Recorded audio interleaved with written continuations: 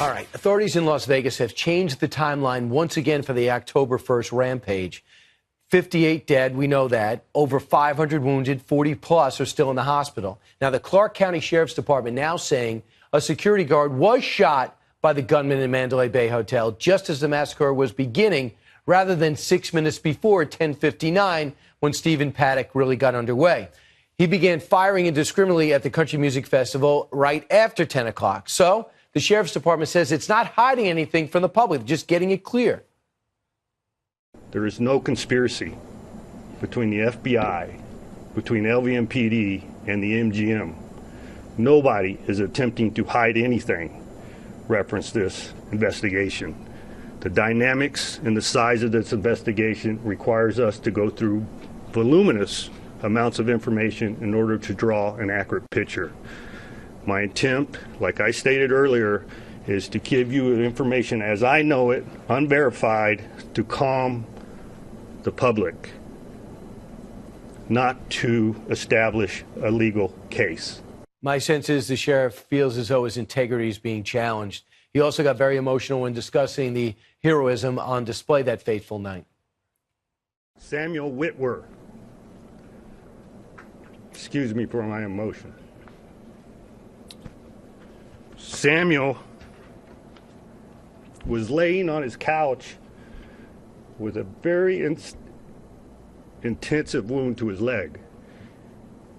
During the melee and his attempt to evacuate victims, he sustained a broken leg.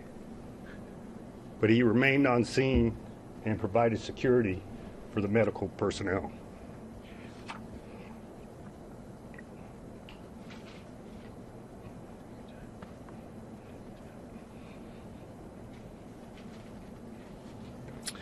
So at this point, I want to thank the community.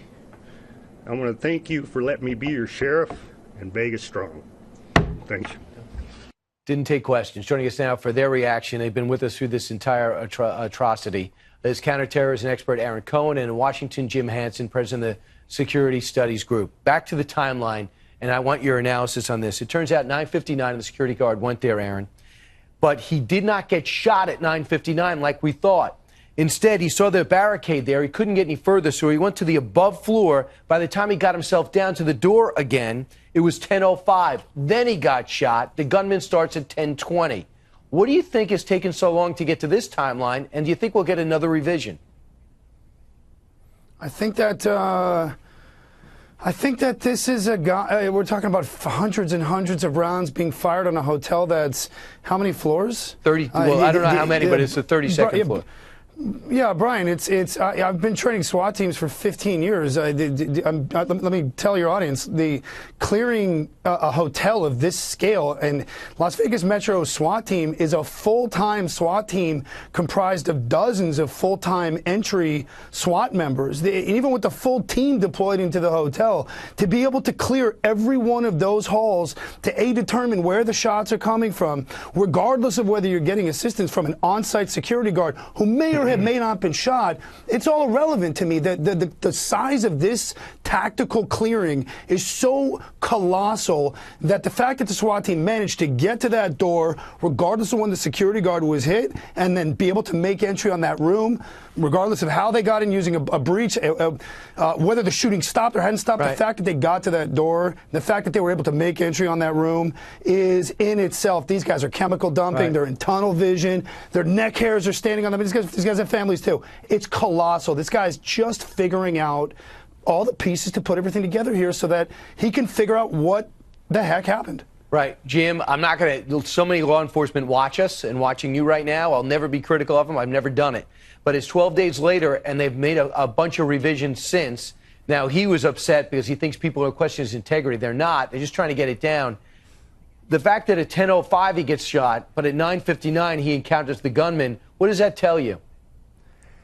Again, I think when he got shot versus when he encountered the gunman, and the fact that they messed up the timeline on that is probably more of a fact that that sheriff has had, I don't know, what, a couple hours sleep every night since this happened, has been racking his brain for, is there anything we could have done to respond faster? You know, they've had to look at all that stuff and say, okay, the calls came in at this time, we responded at this time. Was that as fast as it could have been done? Was there anything we could have done to get there quicker that might have saved a life? And I think in the end, this was an honest mistake that was made just in the timeline rather than something sketchy about what actually happened. So, Aaron, disabuse me of this. He brings gloves to survive, and they said protective clothing in order to get out. He's trying to shoot at the tanks. That rumor that we went over that one day turns out to be true. He thought maybe he could explode them, I imagine. Did something with the car. We haven't figured that out yet. But then he ends up killing himself in 9 minutes. Why would he kill himself in 9 minutes? And are you sure of that? Do you think that he could have misfired, like killed himself by mistake? I think we've all seen those. We might have all seen those pictures online of what he looks like. I don't think he killed him. Excuse me, Brian. I don't think he killed himself by mistake. And that's why I don't believe that there's any link to ISIS. I don't believe he's a terrorist. He wasn't trying to blow himself up. He wasn't. A terrorist goal would be to continue shooting and firing and firing. The fact that this guy ended up getting killed before the SWAT team made entry, per the report, leads me to believe that he was mentally off. There was something very disturbing about this guy, or disturbed mentally and psychologically. Him killing himself means that he was trying to get as much damage done, and the protective clothing meant that either his hands were going to get hot from barrels and from receivers and from handles and from as much fire putting down as possible. I just think that was tactical considerations that he made to be able to fire all of those weapons in the shortest period of time to do as much damage as possible. So Jim, you can answer that, and I want to add this to it and see if you want to jump in on it. Turns out he was there 2 days earlier. The reason why they were confused is because his wife rang in 2 days later to get her name on the room. Why that was necessary, I'm not sure. Was it to get a key? Who knows? And that's why people said, well, he was actually needed 2 extra days to get that arsenal up there. Does any of that mean anything to you? You know, Brian, the sad thing is there are no facts that are known exclusively that are inconsistent with this being one guy who is obsessed with killing a ton of people, bought the guns himself, did most of the work himself, and ended up dead in that hotel room. You know, the problem is, and this is the sad thing, we all want some sort of closure for the victims. We want an enemy to hang this on. We want something. Instead, there's a void, and that void fills up with conspiracy theories.